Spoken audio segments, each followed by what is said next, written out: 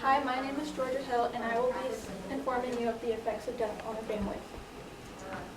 Death, a word that brings to mind flowers, funerals, coffins, graveyards, or maybe you might even think of the book The Lovely Bones by Alice Sebold, or A Walk to Remember by Nicholas Sparks. I want you guys to listen because this happened to my family 8 years ago when my baby brother Gunnar passed away. I want to enlighten you all and share this with you because dealing with death in a family is really hard and it consumes most of our lives with grief. Families going through the grieving process can either bring them closer together or split them farther apart. My main points in this speech are going to be death of a family member can create a structural void that may or may not take a long time to heal. Family members miss out on seeing their child or sibling grow up. And my last one is life isn't going to be easy and all we can do is get through it. Now I'm going to discuss the death of a family member and how it creates a structural void. The effects of losing an animal, family member, and friend are all linked together. BetterHelp Online says that some effects that cause a structural void are denial, anger, bargaining, depression, etc. There are ways to get through the death of a loved one. IdealMedHealth.com says supportive people, staying healthy, talking, therapy, etc. are the best ways to help heal a structural void. Help easing the pain from a loved one, expressing how we feel rather than keeping to ourselves is always better. And different effects grieving can do to you are, my mom had alopecia, which was a bald spot on the back of her head during the most stressful times. And that she does not anymore. This is just an example of what grieving can do to the human body. Now, an overview of how dealing with death can make you feel emotions you probably did not know you had. Family members won't get to see their child or sibling grow up.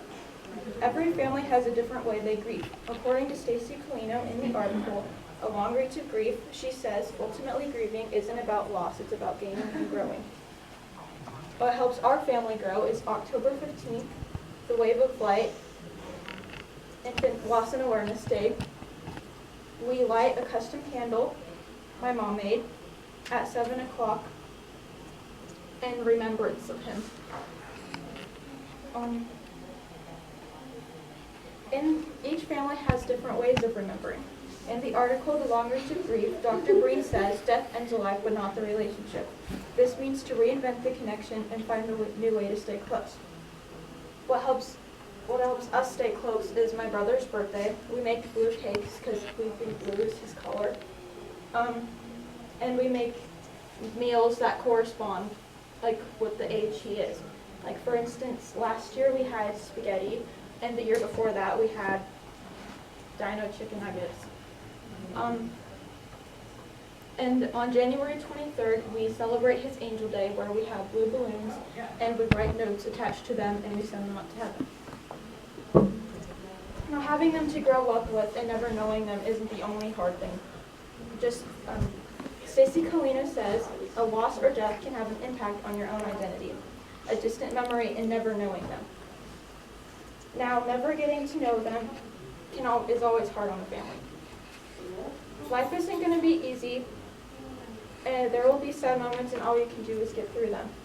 You have to keep in mind that sad moments are caused by losing someone.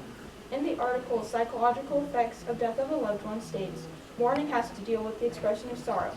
Sorrow is an emotion and needs expression. Like any other emotion, if bottled up and not expressed, it could lead to serious and complicated situations. This is why it is good to get through a death and move on.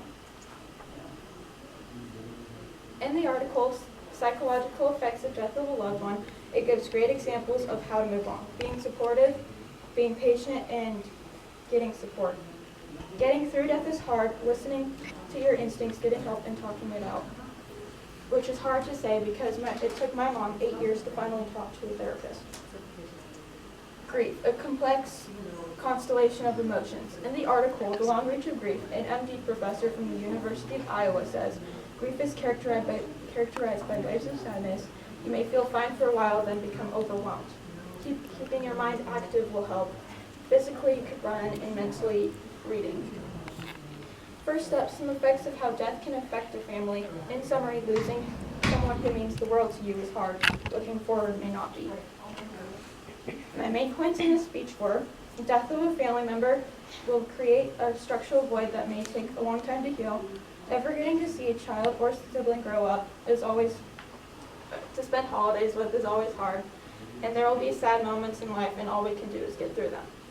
Families going through the grieving process may experience different feelings and reactions. And in conclusion, families going through the grieving process may have different reactions and can either bring them closer together or farther apart. While you may or may not have lost someone, I hope you and your family can get through it. Thank you for listening.